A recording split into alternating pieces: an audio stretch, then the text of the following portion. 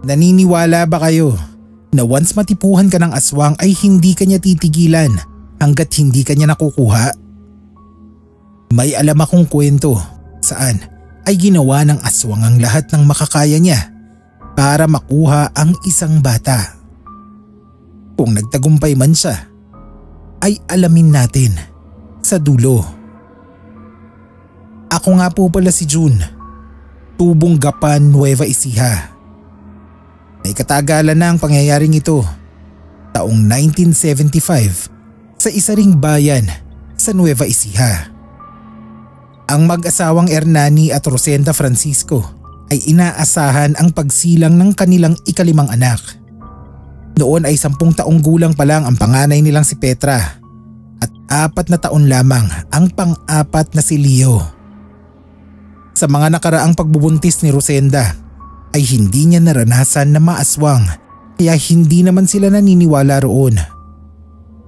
May ibang nagsasabi na pag-ingatan niya ang kanyang pagbubuntis dahil sa aswang. Dahil nga wala silang karanasan ukol doon ay ipinagsawalang bahala lang nila ang mga babala. Noong 1975 ay bibihira pa ang may kuryente at TV sa bayan ni na Hernani at Rosenda. Kabilang na roon ang malayong kaanak ni na Rosenda. Bahay ay may kalayuan pa sa bahay ng mag-anak. Tuwing gabi ay maagang naghahapunan ng pamilya para makapunta sa bahay ng kamag-anak na yun at makipanood ng TV. Isang gabi ay nagpaiwan si Rosenda sa bahay dahil masama ang pakiramdam niya. Hindi na sana pupunta si na Hernani para mabantayan ang asawa niya. Pero mapilit ang mga bata at gustong mapanood ang paborito nilang programa sa TV. Inudyo ka na lang ni Rosenda si Hernani na ihatid ang mga bata dahil kaya naman daw nito ang sarili. Natutulog na lang daw ito kaya hindi nito ikakandado ang pintuan sa likod ng bahay para doon na lang magdaan ang mag-ama sa pag-uwi nila. 6:00 pa lamang ng gabi noon at ang mga panahong yun ay hindi pa naman sobrang dilim ang 6:00. Sakay ng kalabaw ay nagpunta na sina Hernani at ang 4 na bata sa kaanak ni Rosenda.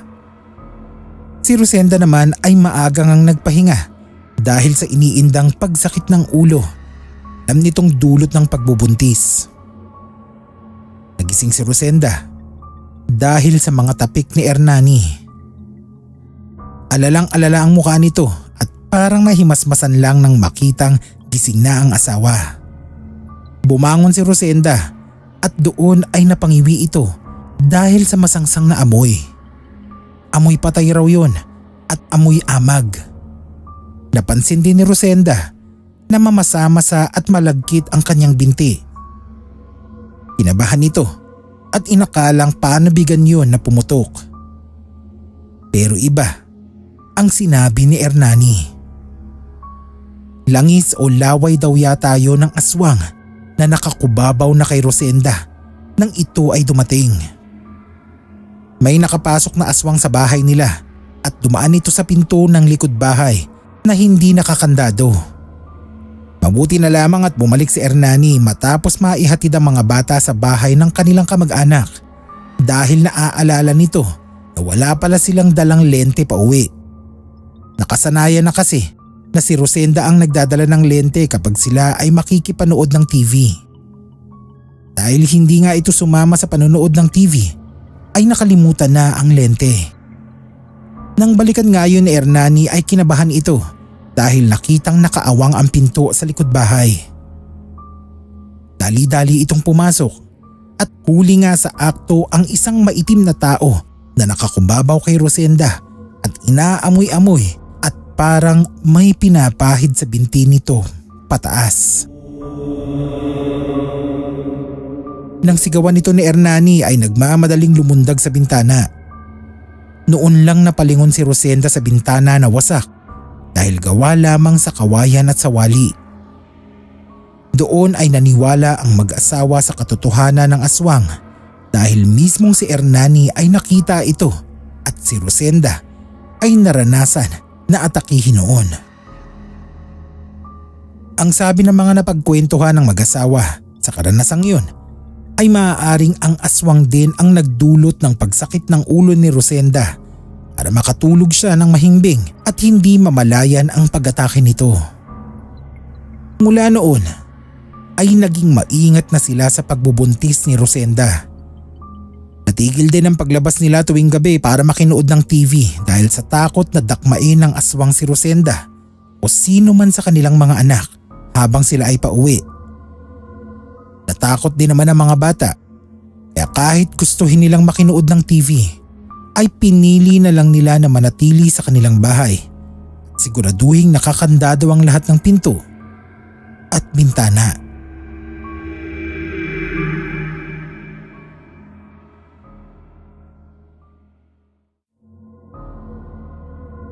Marami namang nagbibigay ng payo sa mag-asawa para maiwasan ang aswang at maprotektahan ang kanilang bahay at pamilya laban dito. Ilan sa mga paraang ginawa nila ay ang pagtutulos ng mga bagakay o yung mapapayat na kawayan.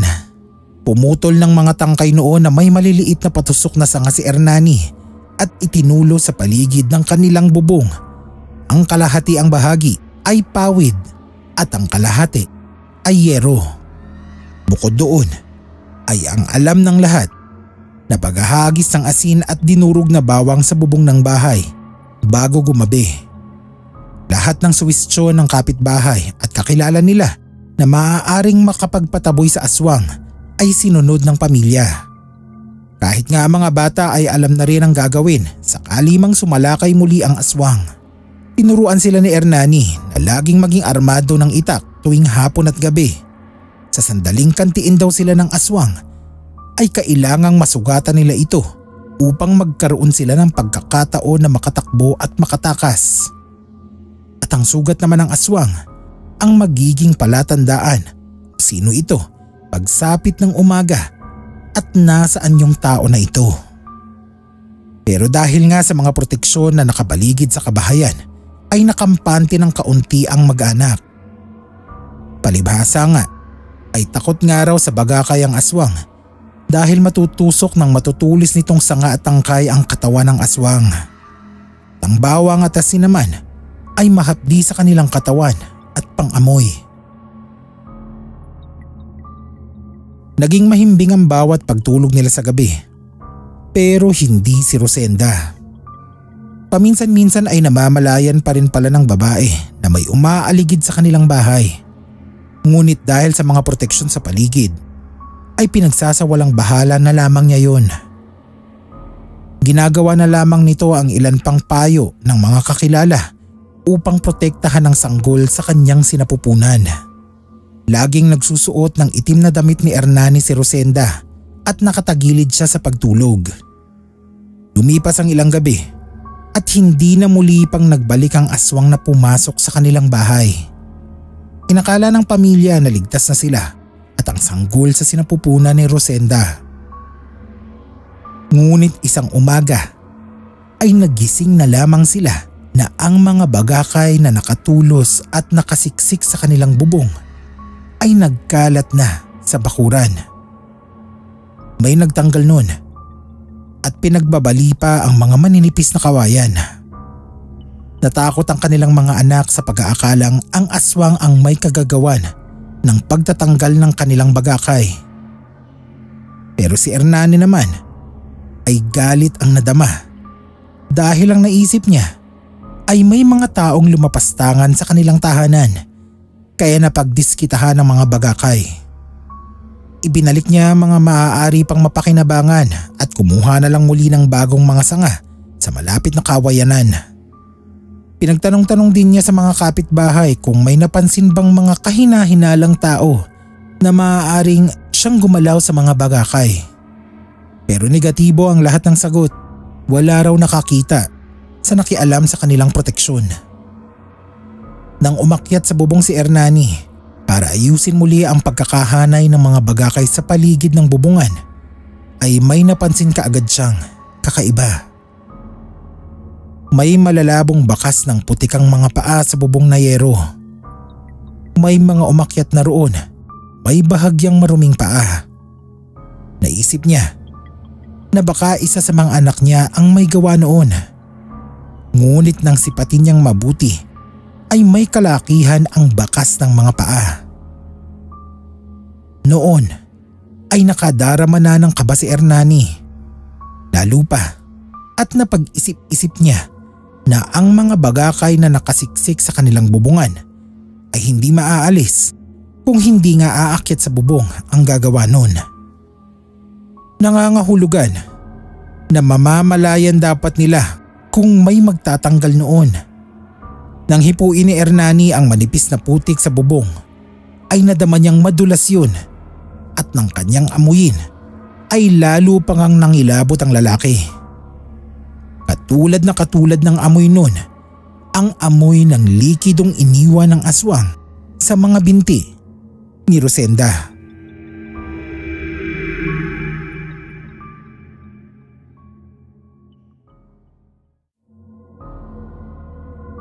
Hindi na binanggit pa ni Ernani kay Rosenda ang tungkol sa kanyang nadiskubre.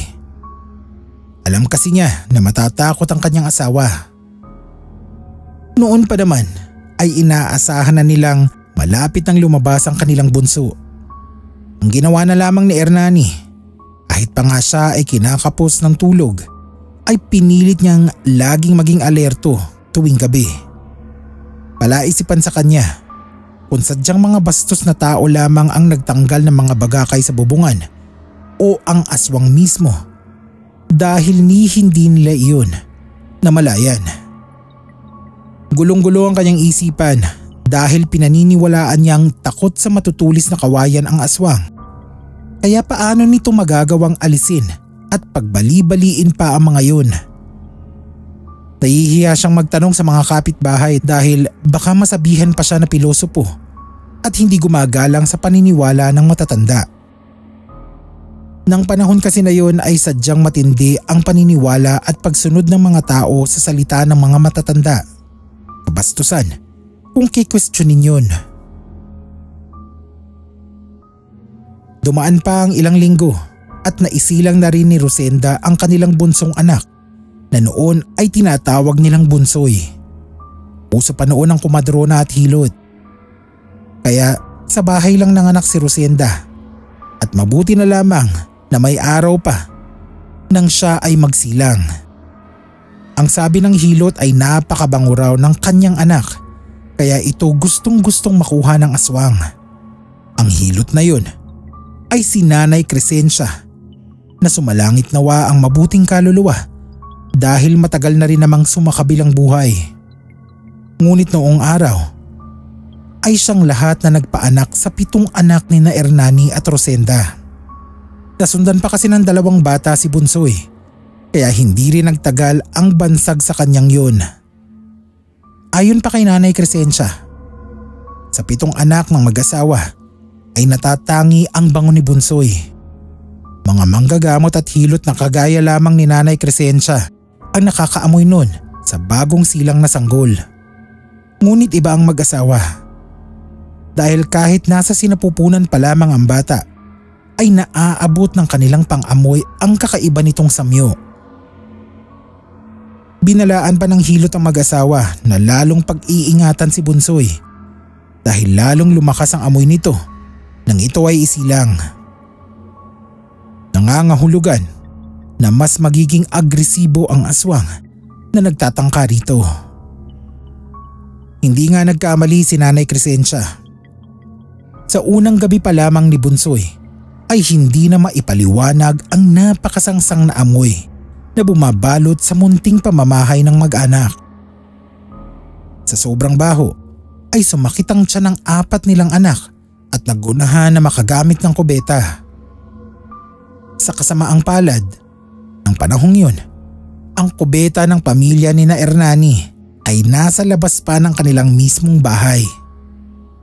Mga 10 hakbang mula sa pinto sa likod bahay ay matatagpuan ang kanilang kubeta na yari lamang sa kawayan at ang pinakadumihan ay isang butas lamang sa lupa. Natatakot lumabas ang mga bata na walang kasama. Ngunit napakasakit na ng tiyan ng mga ito. Talagang sisirit ang dumi kung hindi pa ilalabas. kailangang samahan ni Hernani ang mga bata. Ngunit nangangahulugan naman yun na iiwan niya sa loob sina Rosenda at Bunsoy. Si Rosenda na ang nagpasya na pasamahan kay Hernani ang mga bata. Inihanda na lamang niya ang sarili at niyakap ng mabuti ang bunsong anak habang hawak ang isang itak. Bagamat bagong panganak ay malakas-lakas na rin naman ito at sa hula niya ay hindi naman sila basta mapapasok ng aswang.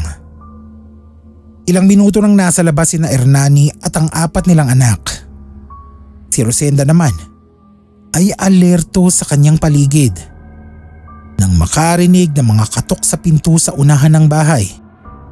Kasunod noon ay ang boses ni Hernani na ang sinasabi ay papasukin siya. Ninerbyos ng husto si Rosenda. Alam niyang hindi si Hernani ang kumakatok sa harapan dahil alam niyang nasa likod bahay ito. Hindi niya tinugo ng mga katok. Hinigpitan lamang niya ang yakap sa anak at ang hawak sa itak. Maya-maya ay naulit ang pagkatok at ang pagtawag ng gumagaya sa boses ni Hernani.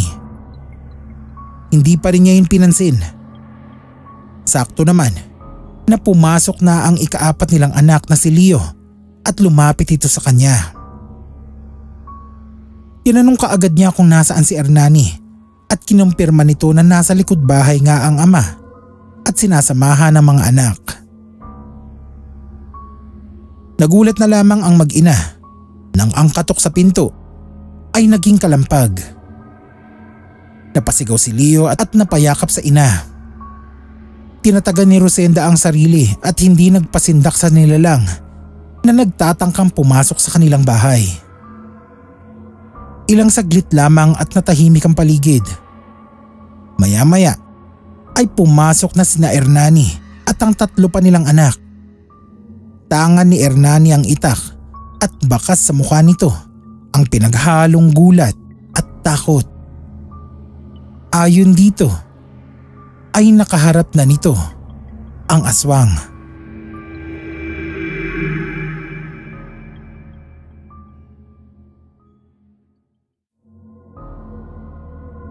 Narinig daw kasi ni Hernani na sumigaw si Leo kaya nagmamadali itong pumasok sa bahay. Ngunit nakita at narinig naman ito ang pagkalampag at pagyanig ng pinto sa harap ng bahay kaya muli itong lumabas sa likod upang umikot at harapin ang nanggagambala sa kanyang mag-ina.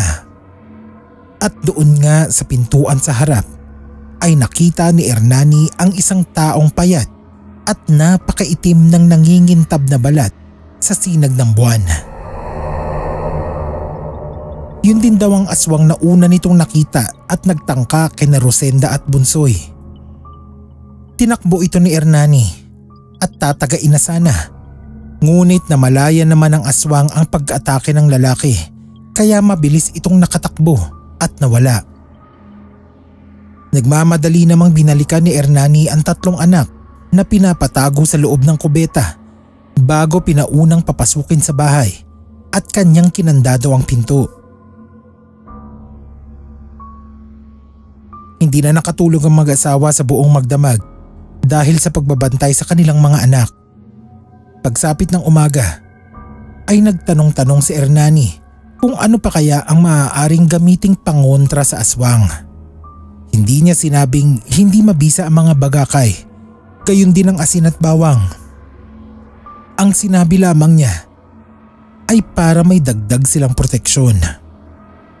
May nakapagsabi na kailangan niyang makakuha ng buntot ng pagi. Takot daw ang aswang doon dahil ang hagupit noon sa kanilang balat ay hindi gumagaling. Ngunit para maging mabisa ang buntot ng pagi ay kailangang pakawalan muli sa dagat ang pagi na pagkukuhanan noon. Hanggat buhay raw ang pagi ay mananatiling buhay rin ang buntot nito at may kamandag sa dulo. Pinayuhan din si Hernani na magsunog ng balahibo ng manok o kaya naman ay pinatuyong dahon ng kalamansi. Ayaw na ayaw raw ng aswang ng amoy ng mga sinusunog na bagay na yon. Subalit may isang mahalagang detalye na napag-alaman si Ernani kung bakit tila hindi mabisa ang asin at mga bagakay sa aswang na umaaligid sa kanila. Nabanggit kasi niya ang itsura ng nasabing aswang at may kinalaman pala sa anyo nito ang mga bagay na pangontra dito. Mga manananggal pala ang takot sa asin dahil mahapdi iyon sa kanilang kalahating katawan. Ang bagakay naman ay pinangingilagan din ng mga manananggal dahil maaaring sumabit doon ang kanilang mga bituka at iba pang laman loob. Ang aswang na sumalakay sa pamilya ni Ernani ay isang tao na may nakakakilabot na anyo. Wala itong nakalawit na bituka na maaaring sumabit sa bagakay o malapatan ng asin na inihahagi sa bubong. Kaya naman mas mainam ang buntot ng pagi at magsunog ng tuyong dahon ng kalamansi. Ang asin at bawang ay makakatulong lamang kung marami-rami ang mga yon.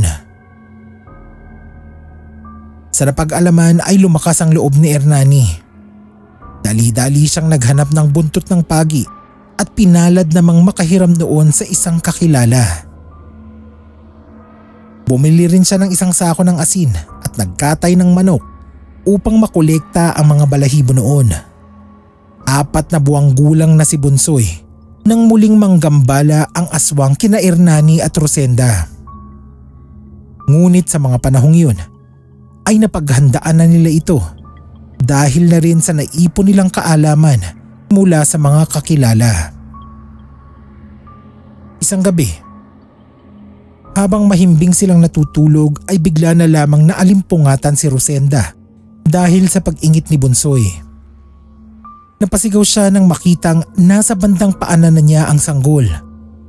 Nakadikit na ito sa dingding na kawayan at tila dinudukot mula roon ng isang pares ng maiitim na mga kamay.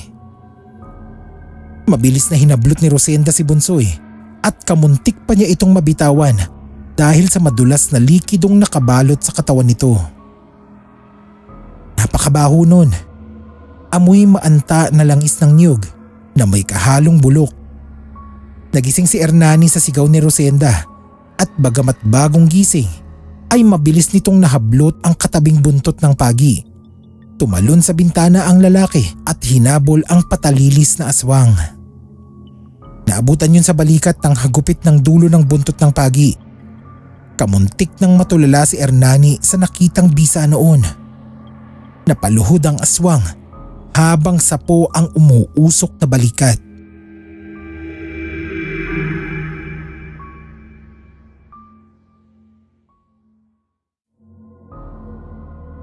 Nagising din pala sa komosyon ang panganay na anak ng mag-asawa na si Petra. Sa edad na 10 ni Petra ay nagpamalas ito ng katapangan sa harap ng panganib. Palibhasa ay nakikita nito ang paghahanda ng mga magulang laban sa aswang. Ay alam nito na dapat ay mabuhusan ng maraming asin ang aswang. Isang tabong asin ang ibinato ng bata sa nakaluhod na aswang. Tila na estatwa ang aswang sa kinaluluhuran nito dahil sa ginawa ni Petra. Sinamantala naman ni Ernani ang pagkakataon at pinaghahagupit ang aswang. Nabulabog ang mga kapitbahay sa nakakapangilabot na palahaw ng aswang at nasaksihan ng mga iyon ang pagpaparusa ni Ernani sa halimaw. Aktong tutulong sa pagpatay sa aswang ang mga kapitbahay. Ngunit nang mamalayan ng aswang ang pagbuhos ng mga ito ay pinilit itong makatakbo kahit pa nga halos magliyab ang katawan nito buhat sa mga sugat at sa santambak na asin sa paligid. Tinangka pa itong mahabol ngunit mabilis na naglaho sa kadiliman. Pagputok ng araw ay pinag-usapan na wala na raw nakita sa bahay ng isa sa magkakapitbahay na sina Binang at Marcelo. Ayon sa mga nakakita ay tumalilis daw noong madaling araw ang mag-asawa. Si Binang daw ay balot na balot ang buong katawan at akay ni Marcelo sa mabilis na paglalakad. Dumaraing daw at iika-ikang babae sa bawat hakbang nito at tila may iniindang malalang sugat. Kumalat ang balita na si Binang ang aswang na nagtatangka kay Bunsoy. Lalo pat sa paligid pala ng bahay ng mga ito ay natagpuan ang napakaraming patak ng sariwang dugo. Gulat na gulat ang magkakapitbahay dahil kahit kailan ay hindi nila nakitaan ng kahit anong palatandaan ng pagiging aswang si Binang.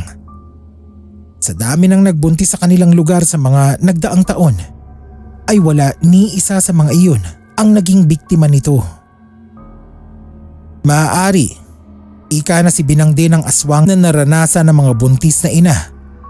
Pero hindi naman ito naging agresibo kagaya ng ginawa kina Rosenda. Ngunit sabi nga ni Nanay Crescencia ay sadya raw napakabango ni Bunsoy at marahil ay iyon ang dahilan kung bakit hindi nakapagpigil si Binang. Hindi na bumalik ang mag-asawang Binang at Marcelo. Mula rin noon ay wala nang nagtangkang kumuha kay Bunsoy.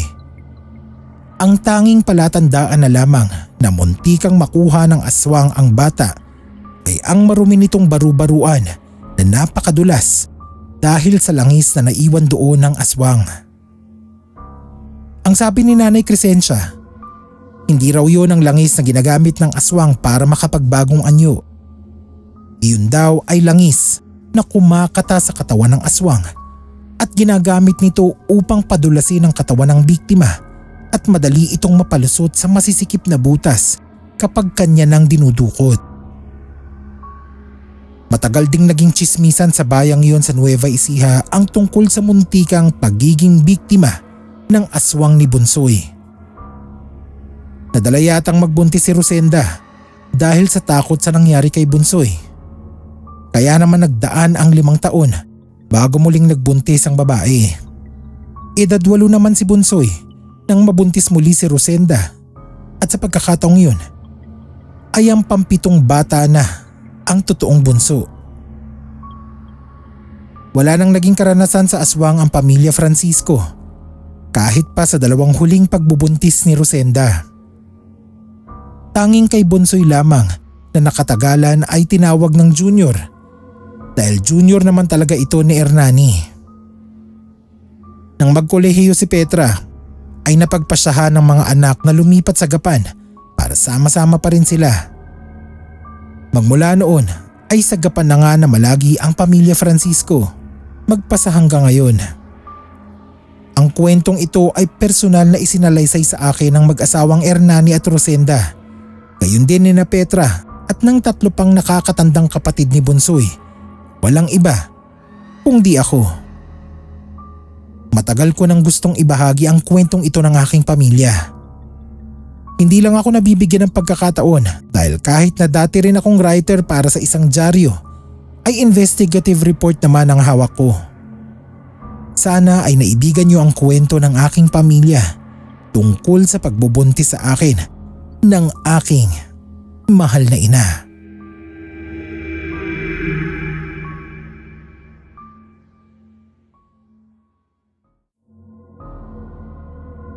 Bago po ang lahat ay gusto ko nang ipakiusap na sana ay huwag husgahan ng mga tagapakinig ang aking pamilya. Itatago ko ang aming totoong katauhan dahil aware naman ako na hindi lahat ng tao ay makakaunawa sa sitwasyon ng iba. Wala akong maidadahilan kung bakit ito ginagawa ng mga kamag-anak ko, kaya naman hindi na lang ako magpapakilala para na rin sa aming kaligtasan. Nanggaling ako sa angkan ng mga aswang. Pero sa generation namin ay wala nang tumatanggap ng sumpa. Ang mga nakatatanda kasi ay nagdesisyon na rin na ang kanilang generation na ang huling aswang sa lahi namin. Alam din kasi nila kung gaano kahirap ang kakaharapin namin dahil na rin sa makabagong teknolohiya at awareness ng mga tao sa kanila. Oo nga't may ginagamit na salamangka ang mga aswang. Pero mahirap nang magtago sa kasalukuyan dahil sa maniwala kayo sa hindi ay marami na rin ang walang takot na lumalaban sa kanila. At sa totoo lang, mahirap ng kalaban ng mga tao ngayon ayon sa isa kong tiyuhin dahil marami na silang alam. Hindi ko alam kung saan nagmula ang pagiging aswang ng iba kong kamag-anak. Ang ibig kong sabihin ay yung kauna-unahang aswang sa aming lahi. Wala nang makatukoy dahil ayon sa tiyuhin kong itago na lang natin sa pangalang Tito Carding.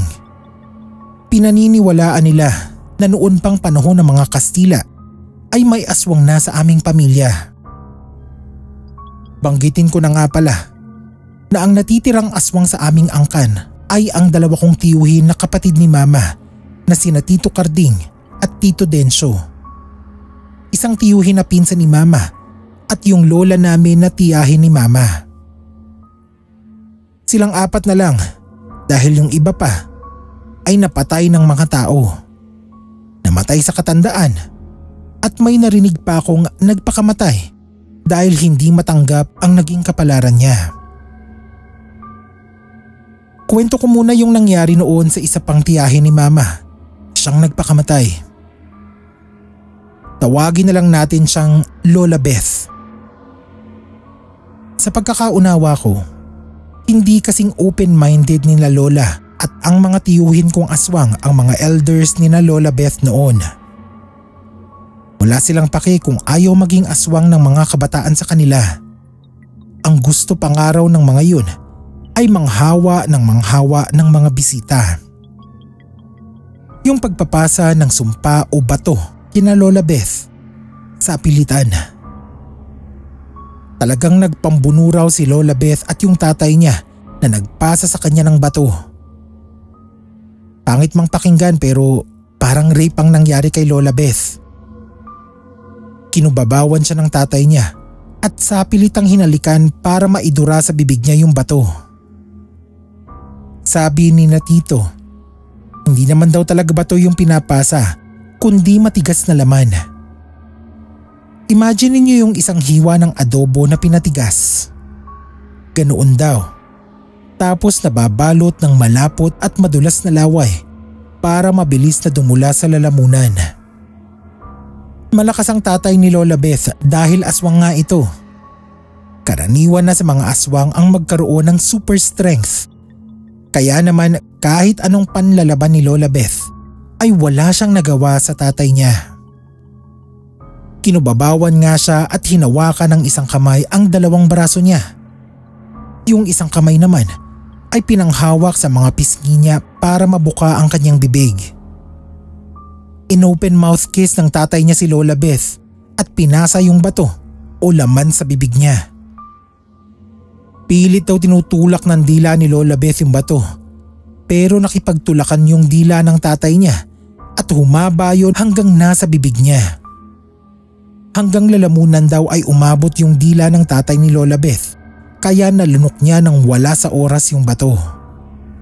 Iyak daw ng iyak si Lola Beth habang nagkikwento sa mga pinsan niyang kabilang na ang lolo ko. Noong mga panahon na yon ay aswang na rin si lolo pero tanggap naman niya ang kapalaran niya. Isa raw si lolo sa nagpapayo kay Lola Beth na tanggapin na lang ang nangyari dahil ganoon talaga ang kapalaran ng mga napipili sa kanilang pamilya. Ang kaso ay ayaw talaga ni Lola Beth. Kahit daw gutom na ito para sa sariwang atay ay hindi ito nagpapahid ng langis sa kilikili para makalipad. Wala namang makapilit sa kanya kasi patay na nga yung tatay niya. Ang ending ay lumaya si Lola Beth at nagpunta ng Maynila. Ilang araw ang lumipas at may dumating na sulat sa nanay ni Lola Beth. Tumalon daw sa riles ng PNR si Lola Beth at nagpakamatay.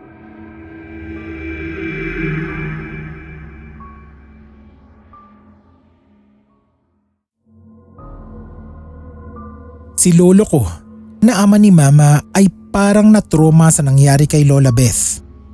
Kaya naman naisip niya na hindi niya ipapasa ang bato niya sa kanyang mga anak kung ayaw rin lang ng mga ito. Kaso sina Tito Densyo at Tito Carding ay interesado sa bato. Kaya silang dalawa ang halos mag-contest para makuha ang bato ni lolo.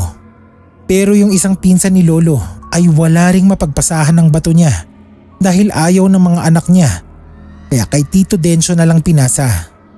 Yung interes kasi ni na Tito ay hindi para sa pagkain ng hilaw na atay, kundi para sa kakayahan na mayroon ang isang aswang. Alam niyo ba na pwedeng pumatay ng tao ang isang aswang kahit na may araw pa? Sa pamamagitan lang yun ng tingin o orasyon. Yung bato na pinapasa ay para siyang memory stick na kapag napasalpak sa computer ay makukuha noon ang mga impormasyon na nakasave.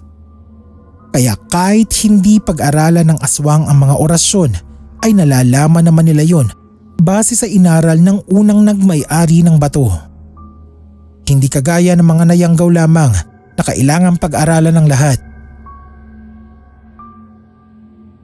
Speaking of yanggaw, si Tito Dencio ang naunang maging aswang kay Tito Carding kasi naunang namatay yung tito niya na nagpamana ng bato sa kanya kaysa kay Lolo. Ang nangyari kasi noon ay may nakaaway siyang nayanggaw. Tawagin na lang natin na Lolo Norbing yung tito ni Tito Dencio. Ang sabi sa kwento, mula sa probinsya namin ay lumipad sa kabilang probinsya si Lolo Norbing. Huminto siya sa isang bahay na naaamoy niyang mayroong matandang may sakit. Ang balak ni Lolo Norbing ay higupin yung uhog ng matanda. Hindi yung uhog na sipon. Uhog lang ang tawag nila roon. Parang life essence yata ng may sakit dahil sa paningin daw nila ay mukha itong uhog. Kapag nahigop nila yung lahat ay tsaka mamamatay yung may sakit. Wala naman silang pakialam dahil katwiran nila ay matanda na ang biktima nila at bilang na rin ang araw kaya tuluyan na nila. Bago raw sumuot sa silong ng bahay si Lolo Norbing ay magpapahid muna siya ng langis sa buong katawan niya para hindi siya makita ng mga tao. Isang bagay pa kasi, yung mga aswang na lumilipad. Kahit na nagpahid sila ng langis sa katawan ay nawawala yun kapag nasa ere na sila. Basa raw kasi ang himpapawid kaya nahuhugasan ang kanilang langis at numinipis o nawawala ang kanilang tagabulag. Hindi ba kayo nagtataka kung bakit walang nakakakita sa mga aswang na lumilipad pero nakikita sila kapag nasa bubong na o kaya ay nasa bintana? Kasi nga nahuhugasan na ang langis nila. So, nagtago si Lolo Norbing para magpahid uli ng langis. May bote siya ng langis na nakatali sa kanyang baywang. Noon daw tatanggalin na ni Lolo Norbing ang buhol ng langis ay may naramdaman siyang presensya ng aswang sa malapit. Aalis na lang daw sana siya bilang respeto sa nauna. Kaso ay sinugod siya noon at inagaw ang kanyang langis. Hinabol yun ni Lolo Norbing at naagaw naman niya muli ang bote matapos itong bugbugin. Halata raw na yanggaw lamang yun dahil mabaho ang tainga nito. Sinyalis na nawalan lang ito, sinyalis na nalawayan lang ito sa tainga. Noong iiwan na raw ni Lolo yung aswang ay biglang may umalingaw-ngaw na putok ng baril. Dalawang magkasunod. Nakita ni Lolo na sabog ang dibdib noong nayanggaw at siya namang biglang napahiga dahil sa tama sa kanyang hita. Binuhos ni Lolo ang langis niya sa kanyang sugat bago siya tumayo ulit at lumipad. Siguro daw ay may nakarinig sa bugbugan nila noong yanggaw kaya sila nakita. Tapos manipis na ang tagabulag niya kaya pati siya ay nadali. Nakauwi pa naman si Lolo Norbing. Kaya lang ay hindi na gumaling ang sugat niya sa hita. Kahit ilang litro pa raw ng langis ng aswang ang ibuhos doon ay hindi nagsasara. Sinyales na yung bala ng baril ay may orasyon laban sa aswang. Nabulok ang hita ni Lolo hanggang sa lumaglag na ang buong kaliwang hita niya. Hindi na makalipad o makatalon man lang si Lolo Norbing. Ni hindi siya makakain ng may sakit at nahihiya na siyang manghingi sa mga kamag-anak. Bukod doon ay sobrang hirap na rin ang nararanasan niya sa sugat niyang hindi pa rin gumagaling. Namayat daw si Lolo Norbing At noong hindi na niya makaya ang pasakit, ay pinatawag niya si Tito Densyo para maipasa na rito ang kanyang bato at nang mamatay na siya nang mabilis.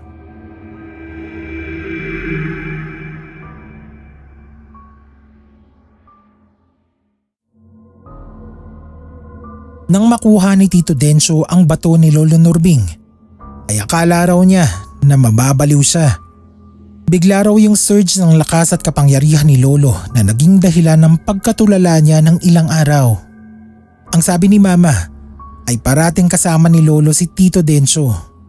Hindi niya alam ang ginagawa noong dalawa at hindi rin sinabi ni Tito Densyo sa amin noong nagkikwento siya. Basta ang sabi lang niya ay nakakapanghinayang ang kapangyarihan ng mga aswang. Ginagamit yun sa masama. Hindi ko ipagkakaila at hindi ko pagtatakpan si Tito Densyo. Kumakain din siya ng may sakit at ng sanggol. Pero katagalan ay nakadarama siya ng pagkakonsensya dahil nagkaroon siya ng sarili niyang pamilya. Sising-sisi raw siya sa bilang ng mga sanggol na kinain niya. Noon daw nagbuntis ang asawa niya at naamoy niya ang sarili niyang anak ay nasuka siya. Doon nagsimulang magbagong buhay si Tito Densyo. Paminsan-minsan na inaatake siya ng cravings ay baboy na lang ang nilalantakan niya. Mahirap daw sa umpisa na alisin ang nakasanayan pero sa tulong ng panalangin ay napaglalabanan ni Tito Densyo ang pagkatakam niya. 15 years old na ang panganay nila at yun din ang bilang ng taon na hindi siya kumain ng tao. Anyway, noong palung-palupa sa pagiging aswang si Tito Densyo ay nakarami nga siya ng nakain. Pero saglit lang naman yun. 6 na taon. Mahabang panahon para sa iba. Pero para sa mga aswang ay napakaigsi na nun. Lalo pa at originally naman ay para sa kapangyarihan at lakas lang naman ang intensyon ni Tito sa pagiging aswang. Nagbago lang ang lahat ng first time niyang makatikim ng hilaw na atay ng usa. Lumipad pa raw sila Lolo noon sa Batangas para makatikim siya ng una niyang sariwang atay. Ang inaasahan nga raw ni Tito ay masusuka siya at mandidiri kapag kumain siya ng hilaw na laman loob. Pero hindi. Para lang daw siyang kumakain ng malambot at mabuhangin na atay. Katulad lang din daw ng lutong atay. Pero mas malinamnam at masarap kainin. Sabi raw ni Lolo, kung sarap na sarap siya doon, ay mas masarap ang atay ng tao. Doon na nagsimulang manlinlang ng mga tao sina Tito Densyo at Lolo. Inililigaw nila sa mga liblib na lugar ang mga taong natitipuhan nilang kainin. Wala silang specific na mga target. Basta kung sino lang ang makita nila kapag nagugutom sila, ay yun na ang tinitira nila. Nagsasatigabulag sila at hinihingahan nila ito sa muka hanggang sa mawalan na ng malay. Gagawa sila ng linlang o kopya ng taong yun mula sa mga putol na kahoy at iiwan yun sa kung saang madaling makita ng mga tao. Aakalain na makakakita na patay na yung taong yun. Pero ang totoo ay katawan na lang yun ng puno at ang aktwal na katawan ay kinakain na nila. 5 katao lang daw sa buong buhay niya ang nakain ni Tito Densyo.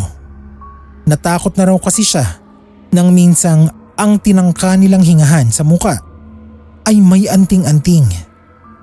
Kinalas lang daw noong taong yun ang anting-anting nito sa kung anong dahilan. Pagkatapos ng salubungin nila ito sa pag-aakalang hindi sila nakikita ay bigla silang pinagtataga. Sapul sa mukha si Lolo.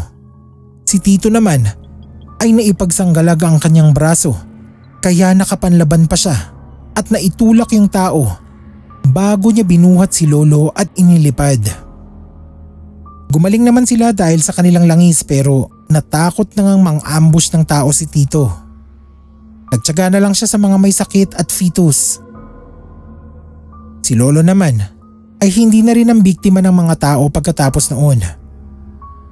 Hindi na siya lumabas para mang-aswang. Pinigilan na niya ang cravings niya hanggang sa mamatay siya noong nagkasakit na dahil sa katandaan.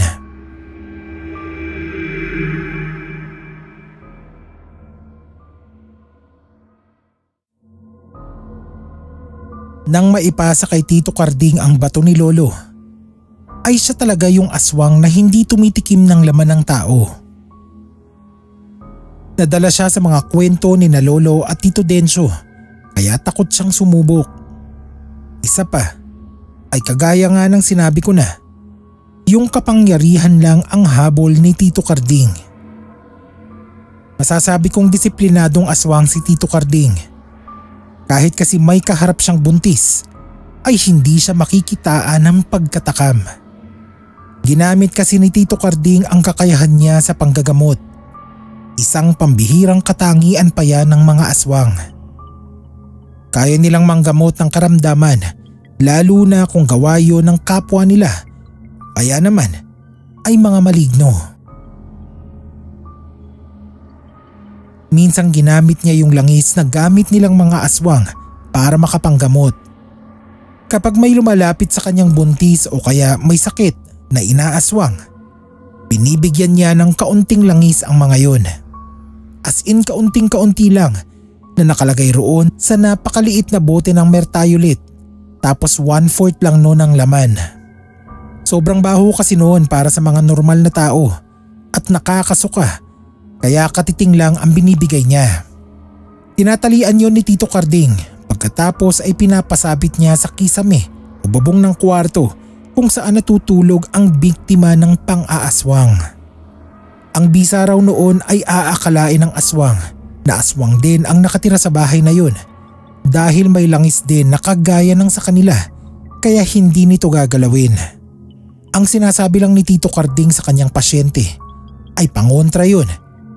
Pero hindi niya inaamin na langis yun ng aswang. May usap-usapan na aswang si Tito Carding, pero walang makapagpatunay noon dahil lang gagamot nga siya at hindi nagre-react sa mga buntis at may sakit. Si Tito Carding ang tagagawa ng langis ni na Tito Dencio at ng dalawa pa naming kamag-anak na aswang. Minsan ay may iba pang aswang na bumibili sa kanya pero hindi niya sinasabi kung sino ang mga yun. Bihira lang din magbenta si Tito dahil ang bawat aswang daw ay may kani-kanilang halo ng langis. May kani-kanilang puno rin daw ng niyog na pinagkukuhanan ng mga yun.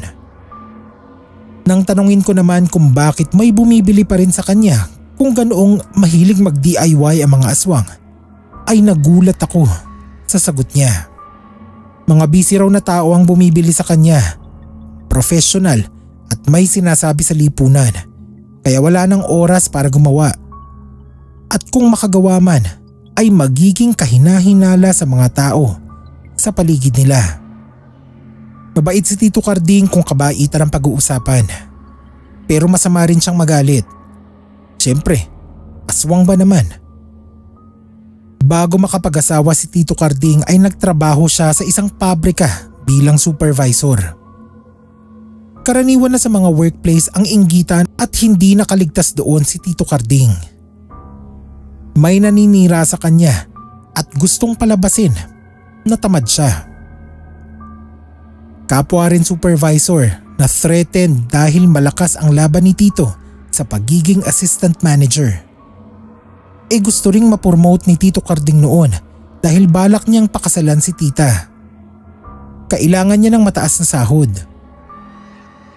Ang ginawa niya roon sa naninira sa kanya ay inurasyonan niya para magkasakit at tamarin sa pagpasok sa trabaho. Walang nakahalata na ginagawa niya ng ritual yung taong yun dahil hindi halata kay Tito Carding na may kakaiba siyang kakayahan. Bukod doon ay niritwalan din niya yung mga supervisor nila para siya ang piliing maging assistant manager. Nang makuha ni Tito ang promotion ay tsaka niya kinalas ang karamdaman noong supervisor na naninira sa kanya. Tinatawanan lang daw niya yon kapag nakakasalubong niya.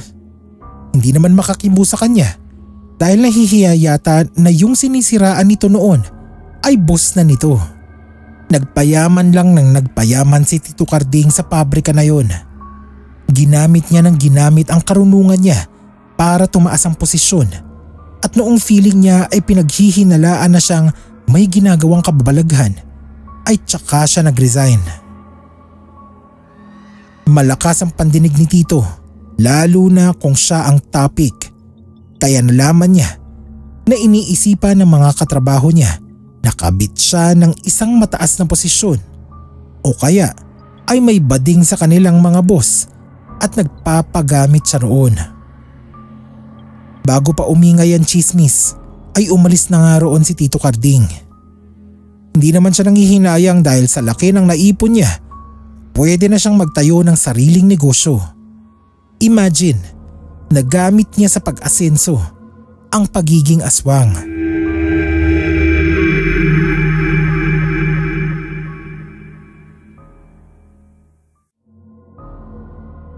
Kung sina Tito Dencio at Tito Carding ay may maaayos ng pamumuhay sa ngayon, yung pinsan ni Mama na tawagin na lang natin na Tito Pedring ay hindi na kami nakabalita pa kung kumusta na ba. Ang sabi ni na Tito Dencio ay nararamdaman nila na buhay pa ito pero hindi nila alam kung saan na naglalagi. Isa si Tito Pedring sa masasabi kong mababangis na aswang.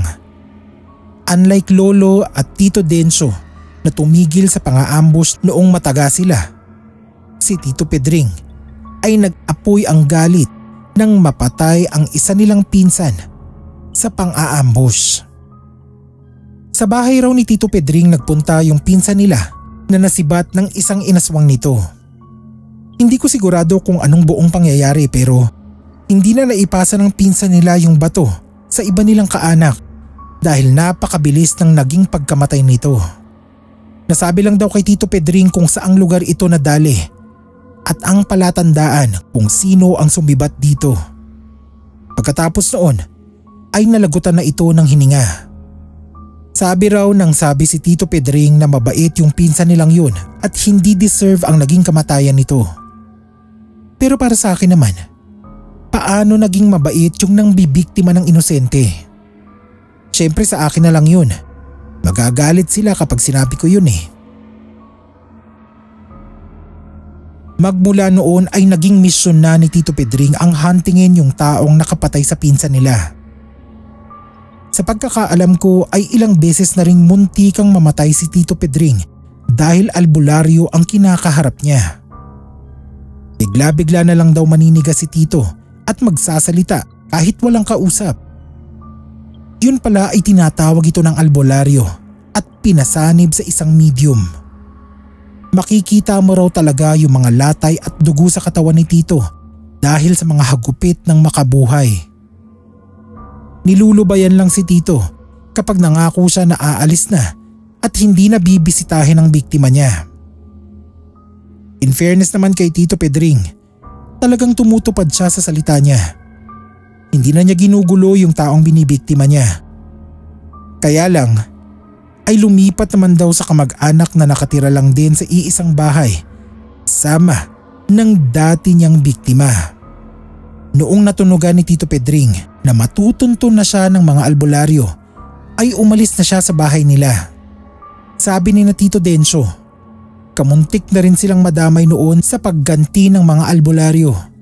O hindi lang siya napatunayan na malinis na siya. At yun na nga yung time na hindi na umuwi kahit kailan si Tito Pedring. Dati raw ay pinagtanong pa ito ng titang aswang ni Mama sa iba niyang kilalang aswang pero walang makapagturo kung nasaan ito. Ang hinala nila, buhay man si Tito Pedring ay bihag naman ito noong mga albularyo na nakalaban niya. Naaawa ako sa kanya kung totoo man yun. Kaya lang kasi ay kasalanan din naman niya. Minsan daw ay hindi talaga pinapatay ng mga albularyo o manggagamot ang nahuhuli nilang aswang dahil ginagamit nila ang kakayahan nito sa paggawa ng langis.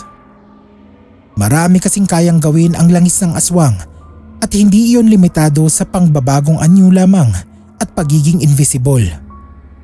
Nabanggit ko na rin ang tungkol sa paggamit doon bilang panlinlang sa mga kapwa aswang. Pero napakarami pa talagang makabuluhang gamit noon na kung iisa-isahin ko pa ay hahaba na ng husto itong kwento. Napakarami ko pa rin gustong ikwento tungkol sa mga kamag-anak ko. Pero sa mga oras na tinatype ko to, ay panay ang PM ni Tito Carding. Tinatanong niya kung kanino raw ako nagkikwento. Totoong alam nila na pinag-uusapan sila at ayaw nila nun. Gaya nga ng sinabi ko ay huli na sa angkan namin sina Tito Carding, Tito Densyo, Tito Pedring at yung tita ni Mama. Kaming mga anak nila ay kung saan saang field na napunta. May ilan sa amin na may kakaibang galing din na maaaring dahil din sa lahing pinagmula namin. Pero wala na itong kaugnayan sa pagkain ng laman ng tao. May mga pinsan akong may third eye, may spirit guide, kaya nakakapanggamot din. Pero ibang kwento na yun. Sakaling ma-narrate po nyo itong sinend ko sa inyo at mapakinggan ko, ay ikikwento ko ang iba pang pangyayari sa mga kamag-anak kong aswang sa abot ng nalalaman ko. Ganoon na rin ang mga pinsan kong may gabay. Hanggang dito na lang po at salamat sa oras.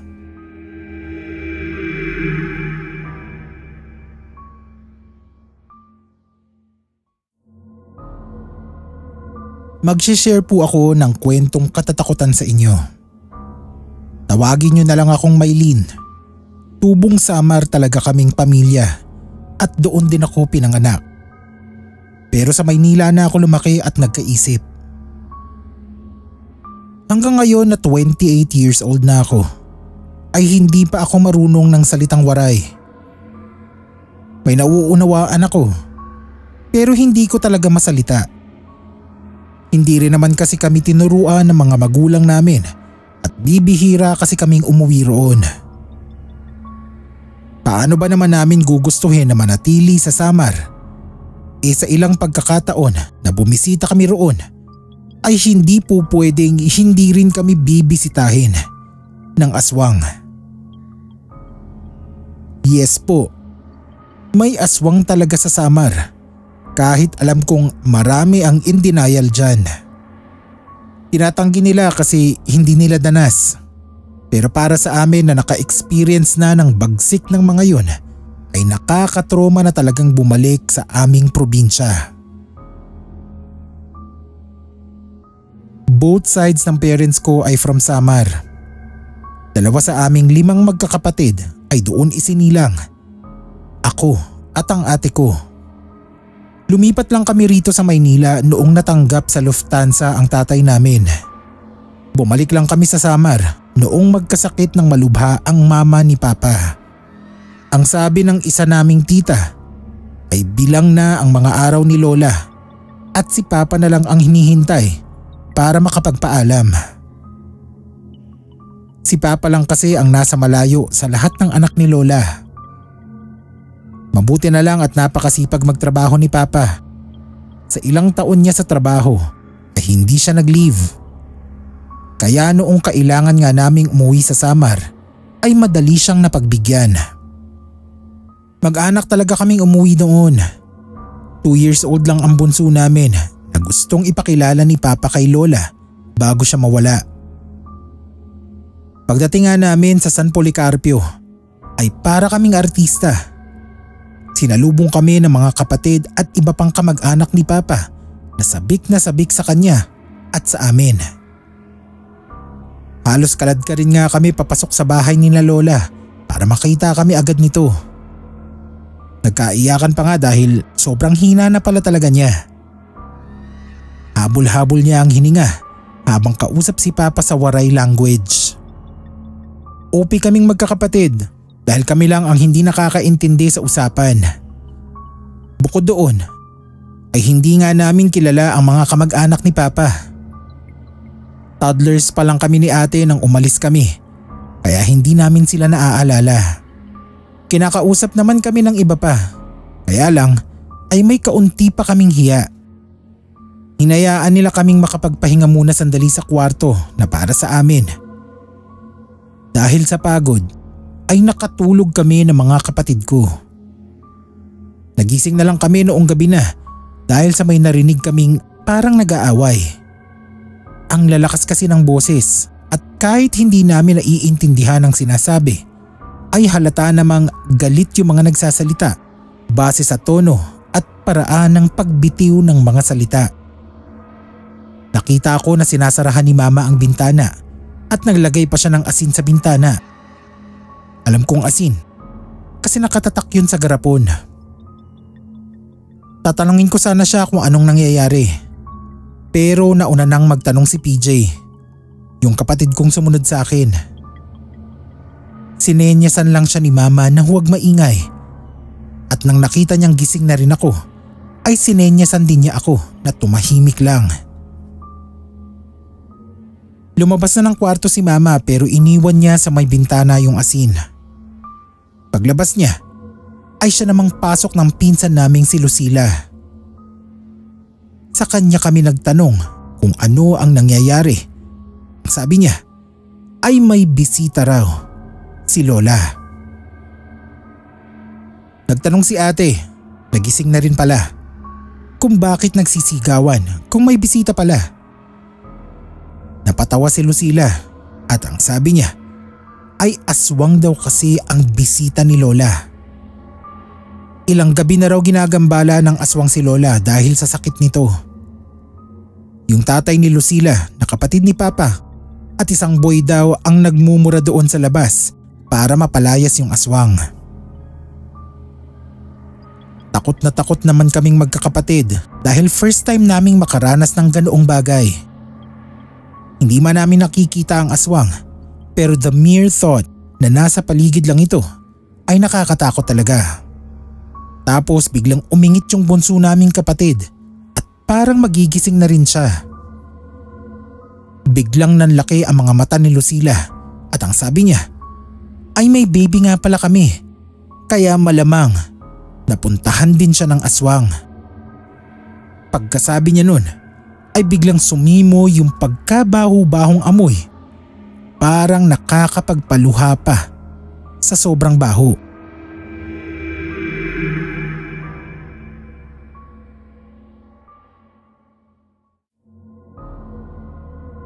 Niyakap ka agad ni ate si Maymay, yung bunso namin. Tapos si Lucila, kinuha yung jar ng asin sa may bintana at ibinigay sa amin. Patakbo siyang lumabas ng kwarto at narinig namin na tinawag niya si Mama. Sobrang baho talaga noong amoy na hindi namin malaman kung saan ang gagaling. Nagyakapan na lang kaming magkakapatid. Noong pumasok sa kwarto si Mama ay kasama niya si Papa na may dalang bawang. Pinalipat nila kami ng kwarto. Narinig uli namin na may nagmumura sa labas. Pagkatapos ay unti-unting nawala yung amoy mabaho. Mag-aalas 7 pa lang ng gabi noon. Kahanda pa lang ng hapunan sina Mama. Kaso hindi natuloy. Gawa biglang inubo si Lola. Sabay na amoy nila yung mabahong simoy ng hangin. Yung amoy niya, parang gamit na napkin. Halo ang lansa at bulok. Ganoon din yung naamoy namin sa kwarto. Sabi ni Papa, yun nga raw ang amoy ng aswang dahil sa langis na pinapahid nila sa kanilang katawan. Kapag daw nakaamoy kami ng ganoon, ay maging alerto kami dahil nasa paligid lamang ang aswang. Sabi ni Tito Pancho na kapatid ni Papa, magmula nga nang manghina si Lola ay madalas na silang puntahan ng aswang. May mga pangontra naman sila pero napaka-agresibo talaga ng aswang dahil bumabalik-balik pa ito. Natatakot sila na kaya lalong naghihirap si Lola ay dahil sa aswang at kapag tuluyan siyang namatay ay kuhanin nito ang bangkay ni Lola. Kaya naman laging maraming tao sa bahay. Noon daw kasi ay sina Lola, yung bunsong anak niya na dalaga na si Tita Olga at yung boy nila na si Kuya Nano lang ang nasa bahay. Pero nang ibalita ni Kuya Nano kina Tito Pancho ang tungkol sa aswang ay lumipat siya roon kasama ang asawa niya at dalawang anak na sina Kuya Teddy at Lucila nga. Lagi ring bukas ang ilaw sa bahay kahit umaga at hindi nila iniiwang mag-isa si Lola. Noon daw nangamoy mabaho ay si Tita Risa na asawa ni Tito ang bantay kay Lola. Grabe ang kaba ng dibdib ko noon. Hindi naman kasi kami lumaki na may kaalaman sa aswang. Hindi yun na pag-uusapan sa bahay namin sa Maynila. Ang pinakakinatatakutan namin ay mga magnanakaw at mamamatay tao. Pero ang aswang, sa mga pelikula lang namin nakikita at naririnig. Hindi namin alam na totoo pala sila. Hindi rin sila naikikwento ng mga magulang namin. Sa pagbabalik namin sa Samar ay nabuksan ang mga mata at kaisipan naming magkakapatid na may mga nilalang talaga na kahit patao ang itsura sa umaga ay nagiging halimaw na kumakain naman ng tao sa gabi. Gusto ko nang bumalik ng Maynila kahit wala pa kaming 24 hours sa Samar that time. Kaso hindi naman pwede kasi super obvious na talagang nagbibilang na lang ng oras si Lola. Hindi na siya magtatagal at yun na lang ang hinihintay namin. Bukod doon ay bakasyon na rin yun para sa parents ko, lalo na kay Papa na ilang taong dire-diretsong nagtatrabaho. Isa pa ay bibisita rin kami sa side ni Mama sa oras na malapit lang sa San Policarpio. In short, talagang magtatagal kami sa Samar at may chance na magtagal din ang pagtitiis namin sa bisita ni Lola. 5 days makaraan ang pagdating namin ay tuluyan na ngang namaalam si Lola. Sobrang peaceful ng pagkawala niya. Papaligiran lang siya ng mga mahal niya sa buhay. Halos nag-iiyakan silang lahat. Nakakahiya nga kasi since hindi naman namin siya nakasama ng matagal ng mga kapatid ko, ay kami lang sa mga apo niya ang parang hindi affected sa pamamaalam niya. Pero kung gaano ka-peaceful ang pag-alis niya ng araw na yon, ay kabaliktaran naman ng nagdaang gabi. Sabi ni na Tito Pancho ay may posibilidad na ang nangyari ng nagdaang gabi ang isa sa dahilan ng tuluyang pagkamatay ni Lola.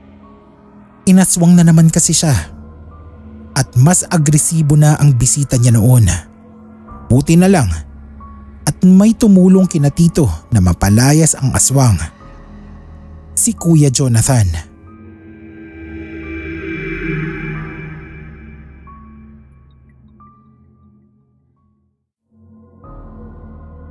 Noong gabi nga bago mamatay si Lola ay inaswang na naman siya. Ang 4 na gabi na namin yon sa San Policarpio.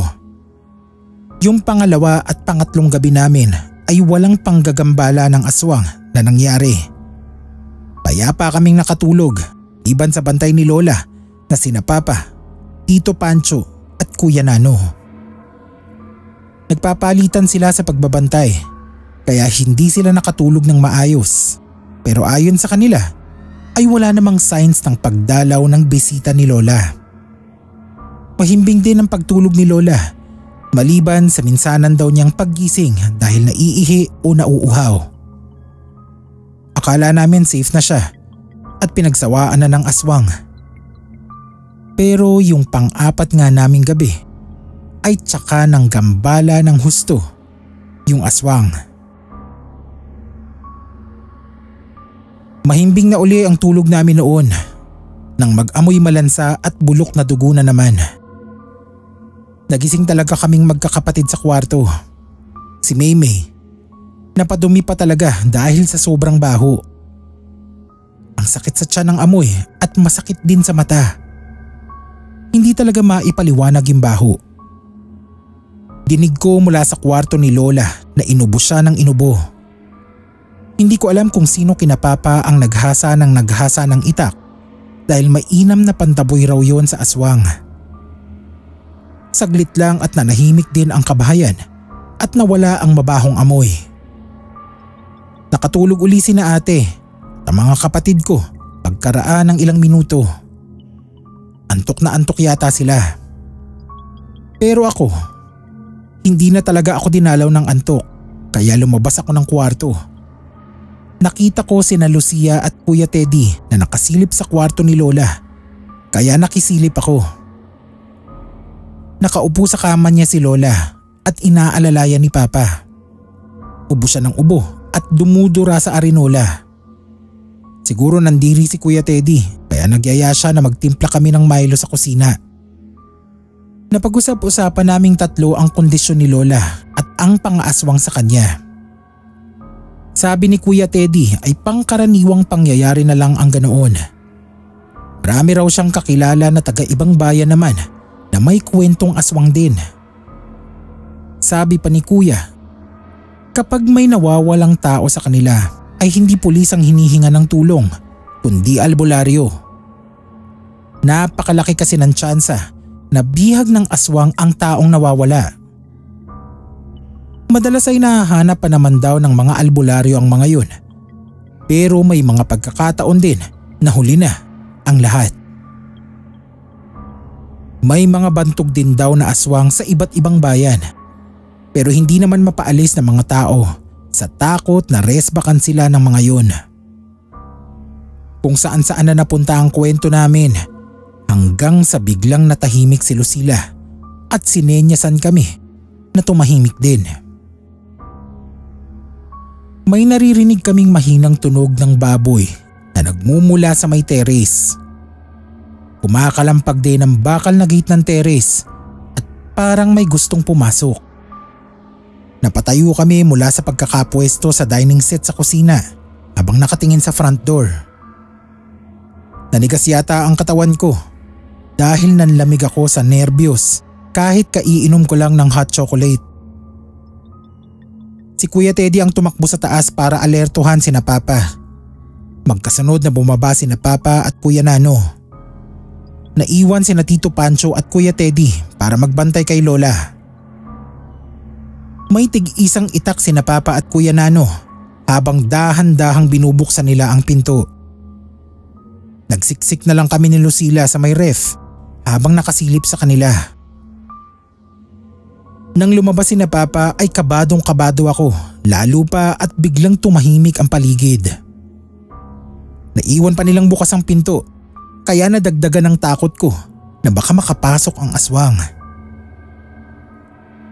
May kalahating oras yata silang nasa labas at ganoon din ang haba ng paghihintay namin ni Lucila sa gilid ng ref.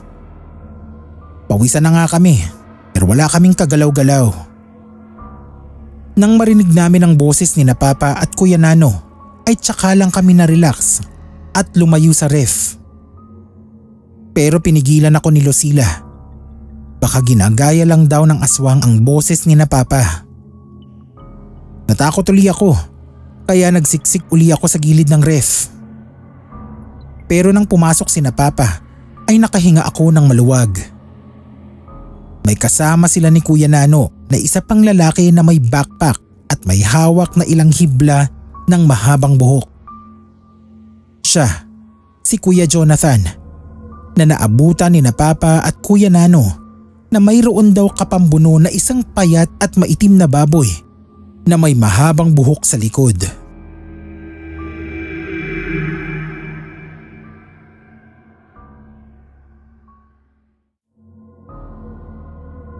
Security guard pala si Kuya Jonathan na halos kapitbahay lang ni na Lola. Pauwi na siya noong gabing nakasalubong niya sa kalsada yung nilalang na itsurang baboy pero napakapayat at mahaba ang buhok sa likod. Iiwas na lang daw sana si Kuya Jonathan dahil alam niyang aswang nga ang makakasalubong niya.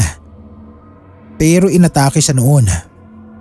May habak siya sa baywang pero buwang daw yata yung aswang dahil sinugod pa rin siya.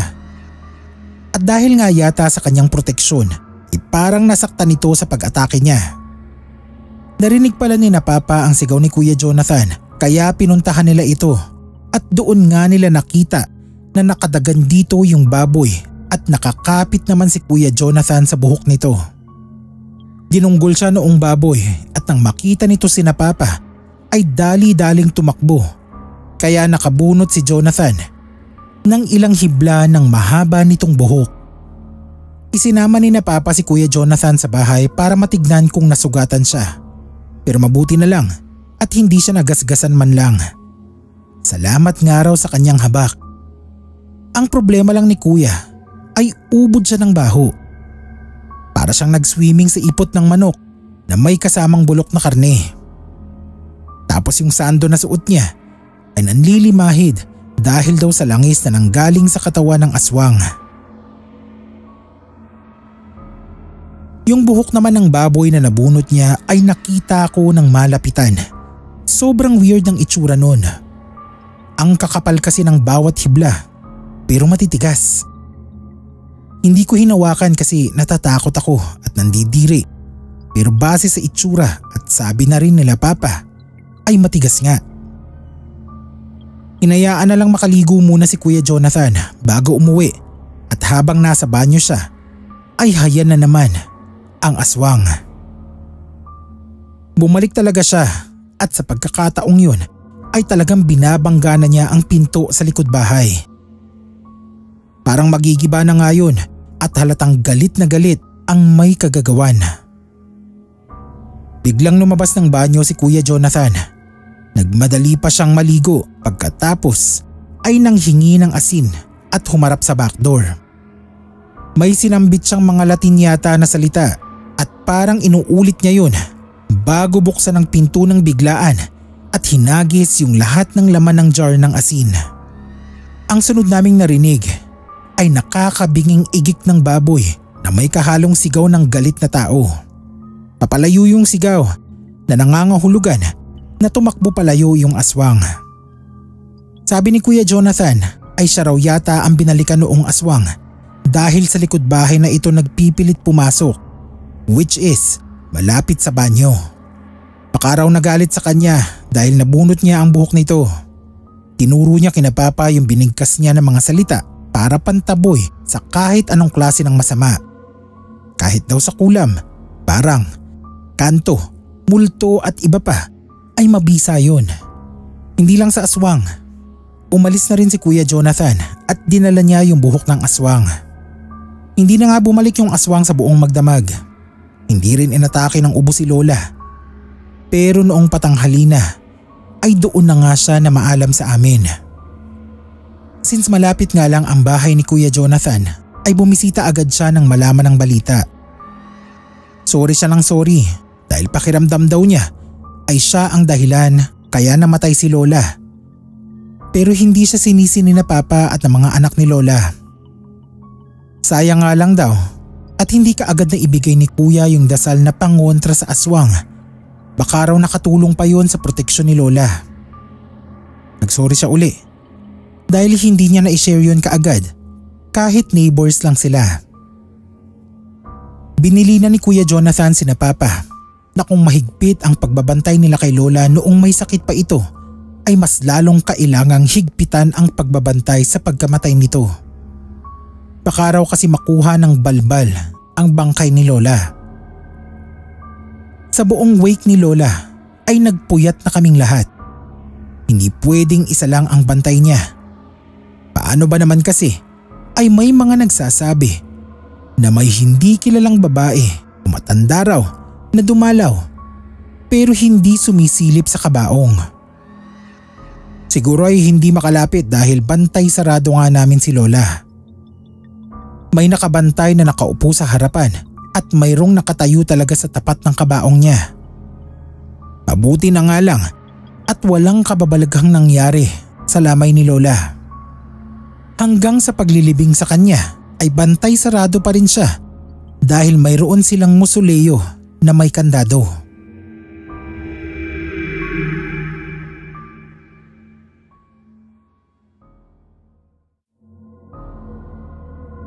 Naghintay lang kami ng pasyam ni Lola at nagpunta naman kami sa oras para bumisita sa pamilya ni Mama roon.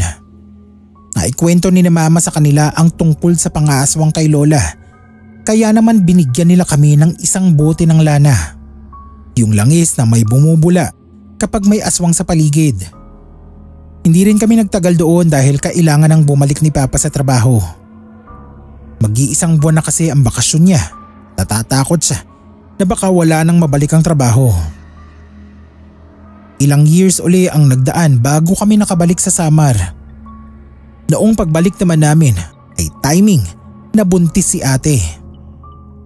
Hindi namin alam na buntis siya at hindi rin daw niya alam dahil kung alam niya ay hindi siya sasama dahil nga sa karanasan namin sa aswang. At ayun nga, kaya namin nalaman na buntis siya. ay dahil inaswang kaagad siya sa unang gabi pa lang ng pagdating namin. Si Tita Olga at ang pamilya niya ang nakatira sa bahay ni Lola. Doon pa rin kami tumuloy dahil yun ang malaking bahay at nakasanayan ng tirahan ni Papa. Naroon pa rin si Kuya Nano pero kasama na niya ang asawa niya roon at si Ate Lilay na kasambahin ni na Tita. Pagdating pa lang namin ay napansin na pala ni Ate Lilay na buntis si ate. Halata raw kasi sa balakang niya pero hindi siya nagsasalita kasi nahihiya siyang mangungkat gayong hindi naman nababanggit. Noong gabi na nga ay nakaramdam ng discomfort si ate. Ang init-init daw ng pakiramdam niya kahit tutok sa kanya ang electric fan. Naligo siya kahit 10 oras ng gabi. Tapos habang nasa banyo raw siya ay parang may nagtutulak sa kanya na lumabas ng bahay. Bigla niya raw kasing naisip yung balon sa likod ng bahay na tinatambayan namin noong huling bisita namin sa Samar. Parang gusto raw niya yun i-check kung okay pa. Paglabas niya ng banyo ay bihis na siya kaya nag-decide siyang lumabas na nga. Sisilipin lang naman daw niya. Aso ay bigla siyang tinawag ni Ate Lilay at hinila palayo sa pinto. Sinaway siya nito at sinabihang kanina pa raw may kumukutkot sa pinto. Hindi raw ba niya naririnig yun? Wala naman daw naririnig si ate pero may narinig siyang inakala niya na pagpag ng mga pakpak ng isang tandang na nagre-ready sa pagtilaok. Pinaakyat na siya ni Ate Lilay sa kwarto namin. Tapos saktong pagbukas ng kwarto ay nakaupo naman si Mama sa sahig dahil pinupunasan niya yung natapon na langis ng lana. Bula kasi ng bula. Doon na nagsalita si Ate Lilay na buntis si ate at siya ang inaaswang. Magkakasermonan pa nga sana dahil graduating na si ate noon. Pero dahil sa inaaswang nga siya ay walang choice sina Mama at Papa kundi unawain siya at protektahan. Sabi pa ni Papa ay pupunta siya kina Kuya Jonathan kinaumagahan para hingiin uli yung orasyon na pantaboy ng aswang. Kaso ay sinabi ni Ate Lilay na wala na raw si Kuya Jonathan. Namatay raw ito habang naka-duty. Nadatna na lang ng mga empleyado na wala ng buhay. Mukha raw itong binangungot o inatake sa puso dahil nakasubsob lang sa mesa. Pero iba ang hinala ng pamilya niya. Marumi raw kasi ang uniform ni Kuya Jonathan na para siyang natilamsikan ng putik. Napakabaho rin ng putik na yon. Amoy malansa at bulok na dugo. Ang paniniwala ng pamilya ni Kuya Jonathan ay langis yun ng aswang at napalaban ito sa isang mabangis na aswang dahil kahit ang habak niya sa baywang ay nawawala. Tinanong ni Papa kung kailan pa namatay si Kuya Jonathan dahil hindi naman yun nababanggit ni Tito Pancho sa kanya.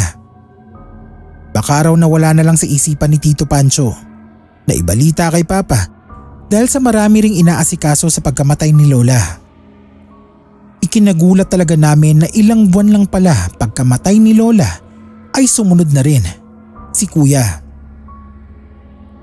Sa palagay namin ay yung aswang na baboy ang pumunta kay Kuya Jonathan.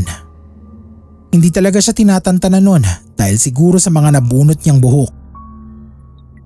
Ewan ko kung tinapon ba yun ni Kuya o ano. Sabi pa ni Papa, maaaring yung langis mismo na dumikit kay Kuya noong nagpambuno sila ng baboy na aswang ay nagsilbing palatandaan para masundan siya noong aswang. May iba pa akong kwento. Kaya lang, may nangangawit na mga daliri ko sa pagdatype. Next time ko na lang itutuloy ang kwento tungkol sa pag-aaswang kay ate. Ito po muna and more power sa inyong channel.